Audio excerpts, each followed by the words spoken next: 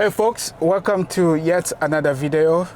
This is going to be a chat. I am doing some errands and I thought maybe I will share some ideas around rebuilding this car, and maybe you can gain some insight what it takes to work on a wrecked car and bring it back to life. This is a 2023 Acura Integra. This has 6-speed manual transmission. I got this car, it had 6,800 miles, somewhere around there. Right now it is sitting at 7,883 miles, so I've put quite a few miles on it since I got it.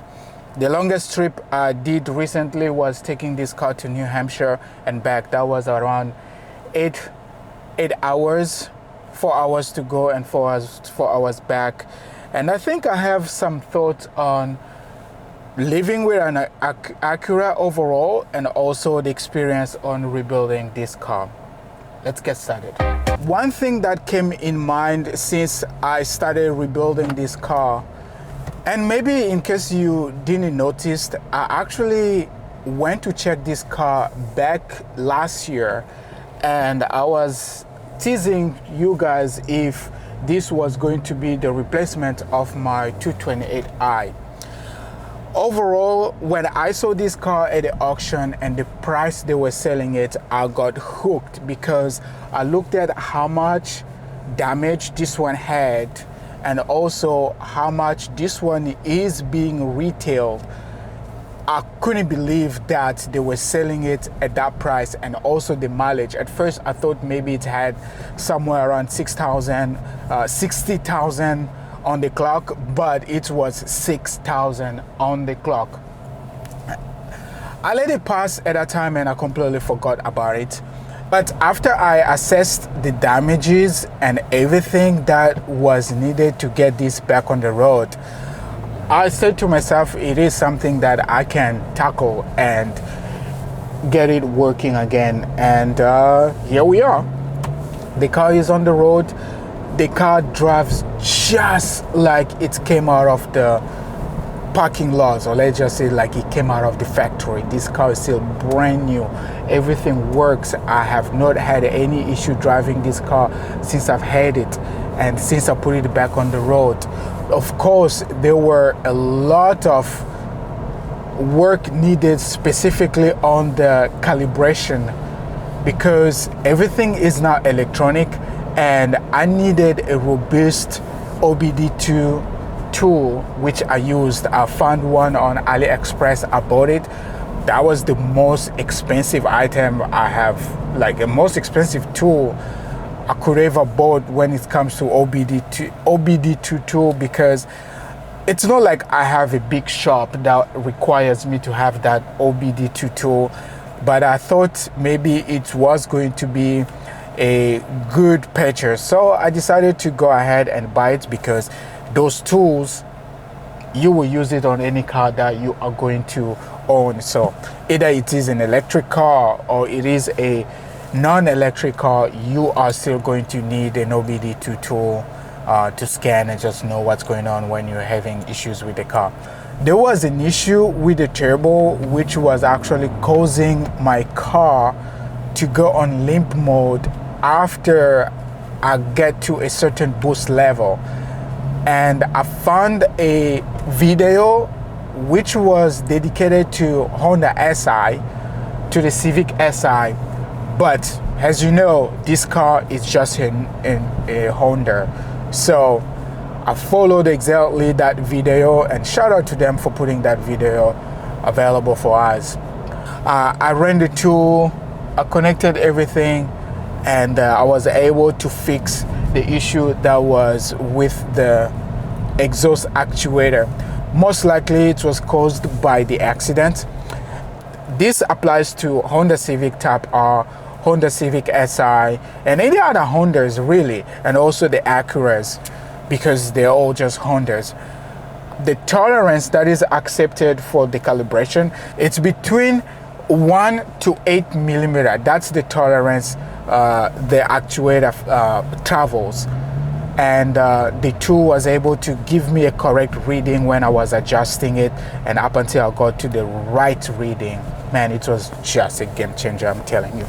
So that's just another cool tip for you if you ever want something that will help you on your garage. Think of buying a good OBD2 tool.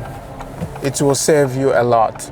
So overall, it has been a great experience since I have been driving this car, and honestly, it was a good purchase. I don't want to lie to you. The car drives really well. Everything on this car works.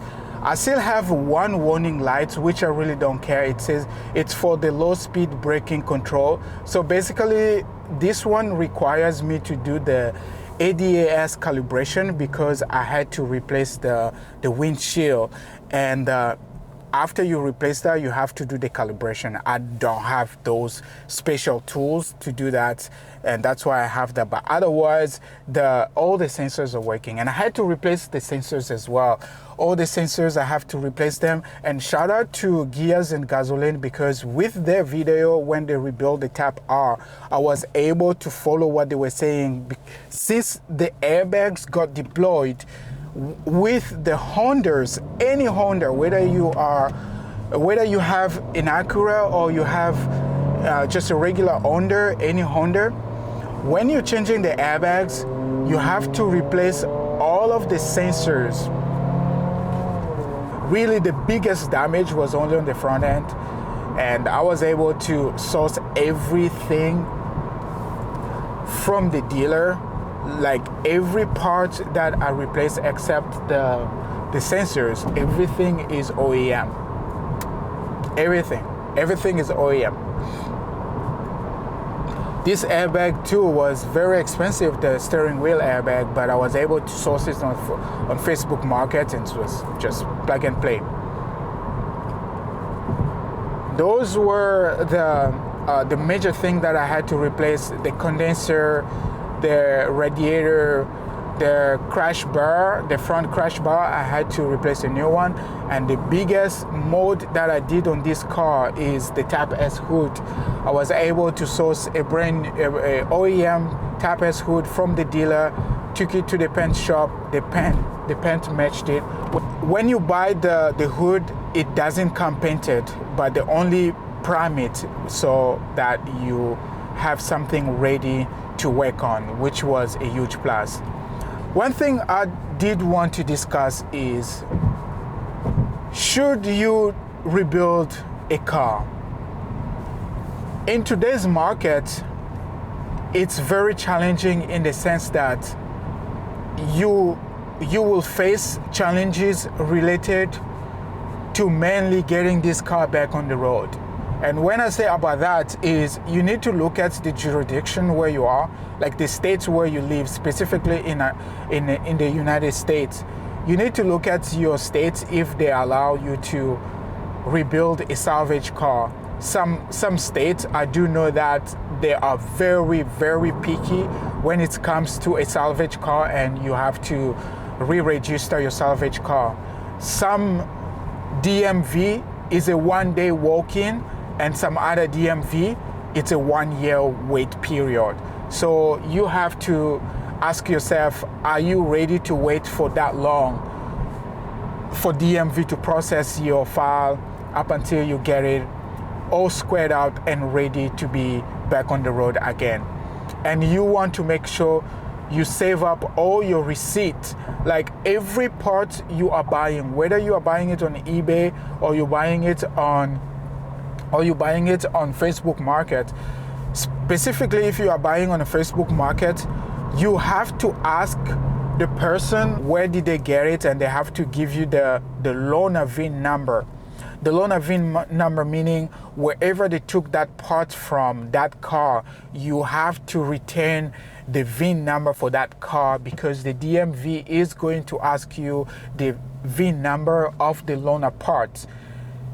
Reason being, they want to make sure those parts, no one stole those parts, and they want to see the authenticity of the parts. So if that car was stolen and then they are selling those parts, then you'll be part of the the issues as well. So you want to avoid that. So if you really want to own a brand new car, like you don't want to miss out, and you're someone who likes touching things, working, getting your hand dirty, you need to think of buying something like this one. You fix it yourself and then put it back on the road. Just look at the jurisdiction where you live, the states where you live, if they allow you to re-register a damaged car, and you can take it up from there. But overall though, I have been driving this car. I'm very happy with everything and the way it turned out. I've not seen any big difference between driving a front-end car and a rear-end car, meaning like the front-wheel drive and the rear-wheel drive. I have not seen a big difference, to be honest. All I am really experiencing is just a car.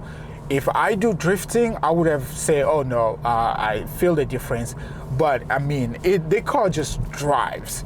I'm not that too technical to tell you, oh, rear-wheel drive is the best, front-wheel drive is bad, or front-wheel drive is good, or whatever.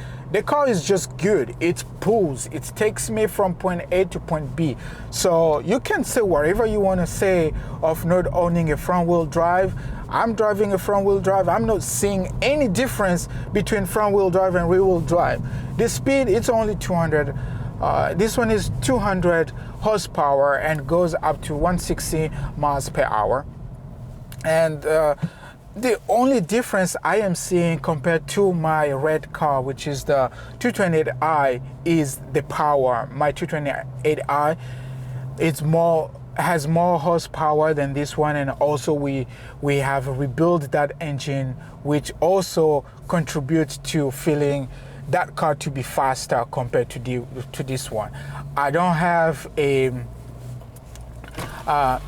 don't have the Type S one. Probably the Type S maybe is different. I could have felt the I could feel the power and the torque and all that, but otherwise this car rips. Yesterday I was driving on a back road, very twisty road.